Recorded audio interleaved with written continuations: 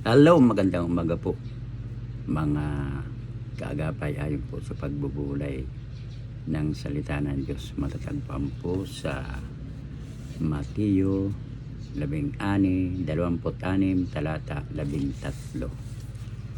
Ganito po ang sinasabi: tandaan ninyo, saan man ipangaral ang mabuting balita, mababanggit din ang ginagawa niyang ito bilang pag-alaala sa Kanya. Tayo manalangin namin. Diyos, maraming salamat. Gabayan mo ng Espiritu, dapat mong kidakilain, sambahin at pasalamatan sa pangalan ni Jesus. Amen. May pamagat po, dahil minamahal. Nooy nalalapit na si Jesus sa kanyang mga huling araw. Naroon siya at ang kanyang mga alagad sa bahay ni Simon. Kitungin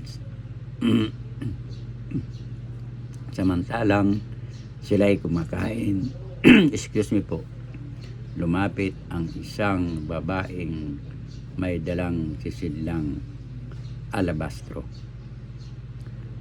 puno ng mamahaling pabango. Nagkakahalaga ng higit pa sa 300 denaryo. Ito'y dalisay na nardo. Binasag niya ang sisidlan at ang pabango'y ibinuhos sa ulo ni Jesus. Narito ang nakita ko sa babaeng ito. Una, ang kanyang labis na pagmamahal kay Jesus. Wala siyang nasa isip kundi si Jesus. Maging anumang mga pagpula ng mga alagad, hindi niya inalintana. Ang tanging mahalaga sa kanya ay si Jesus. Ikalawa, ang kanyang walang paghihinayang para sa Panginoon. Sa kanilang kapanahunan, isang paraan ng paghahanda sa kinabukasan ay bumili ng pabango.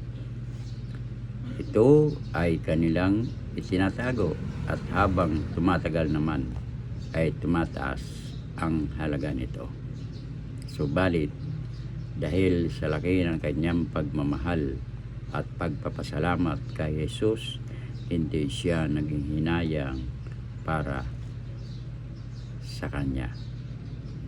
Walang magpapantay sa Panginoon at walang napakalaki upang hindi may handog sa Kanya. Kinilala ito ni Jesus at sinabi niya, tandaan ninyo, saan man ipangaral ang mabuting balita, mababanggit din ang ginawa niyang ito bilang pag-alala sa Kanya. Ayon sa pinagbulay-bulayan, tandaan ninyo, saan man ipangaral ang mabuting balita, mababanggit din ang ginawa niyang ito bilang pag-alala sa Kanya. Tayo po yung manalangin. Panginoong Hesus, tunay na napakabuti mo. Binibigyan mo ng pangalan maglilingkod sa iyo dahil nagmamahal. Tulungan mo po kaming magapaglingkod sa iyo sa pangalan ni Jesus. Amen.